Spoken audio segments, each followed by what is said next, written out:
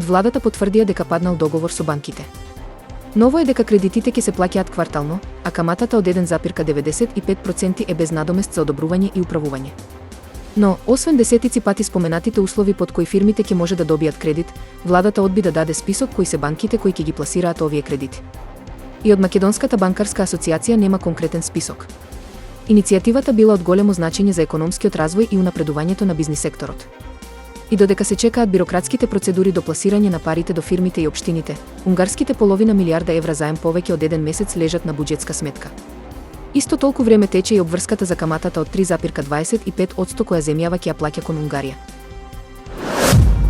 Јавното обвинителство за организиран криминал во Белград покрена истрага против 14 осомничени за учество во организирана криминална група, која е поврзана со меѓународниот шверц на кокаин. Обвинителството соопшти дека осомничените биле дел од балканскиот картел и биле вклучени во транспортирање на дрога од Еквадор во Европа. Осомничените се товарат за неовластено производство и пуштање во промет наркотични дроги и за здружување за извршување кривични дела. Според обвинителството, криминалните активности се спроведувале во периодот од 26 октомври 2019 до 19 март 2021 година. Во истрагата се вклучени Драган Никиќ, Воислав Мајсторовиќ, во бегство, Борислав Плавшиќ, Срѓана Јездимир, во бегство, Младен Лазаревиќ, Младен Паповиќ, Бошко Влаовиќ, Немања Брашновиќ, во бегство, Александар Илиќ, Драган Николиќ, Иван Цветковиќ, Милош Јовановиќ и Драган Ѓорѓевиќ. За тројцата осомничени во бегство, обвинителството побара распишување меѓународни потерници. Се работи за Воислав Мајсторовиќ, Срѓана Јездимир и Колаковиќ. Истрагата е резултат на заедничка акција меѓу Јавното обвинителство за организиран криминал, Европол и полициите на Србија, Хрватска и Босна и Херцеговина. Тимовите успеале да ги идентификуваат организаторите и членовите на криминалната група, кои комуницирале преку енкриптираната платформа SkyS.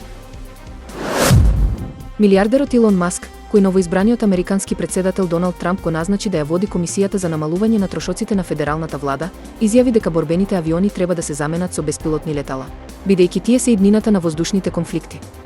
Тој нагласи дека постоењето на програма со напредни технологии како што е F-35 ги принудува американските ривали да лансираат програми за да одговорат на неа, особено на напредни радари.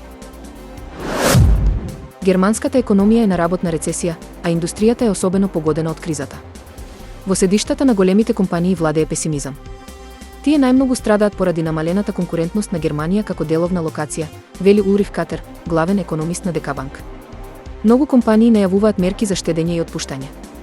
Слабоста на германската економија има многу конкретни последици.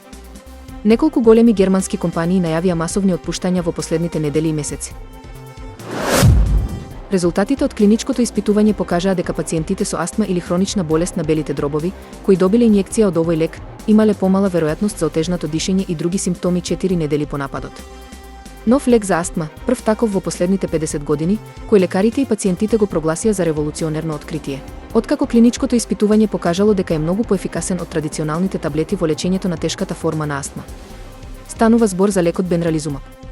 Бенрализумаб е антитело кој ги таргетира белите крвни клетки кои можат да го нападнат белите дробови кај луѓе со еозинофилна астма, облик на болест која предизвикува оток и стеснување на дишните патишта. Извршниот директор на JM Morgan, Джейми Даймон, ги отфрли предвидувањата на судниот ден за влијанието на вештачката интелигенција врз човештвото, нагласувајќи како оваа технологија значително ќе го подобри бизнисот и рамнотежата помеѓу работата и животот на вработените. Даймон, познат по промовирањето на традиционалните работни норми како што се напорна работа и подготвеност да се справи со секој предизвик, сега предвидува дека идните генерации би можеле да работат ден и половина помалку, секоја недела, благодарение на вештачката интелигенција. Исто така, тој очекува дека просечниот животен век на вработените во иднина би можел да достигне 100 години.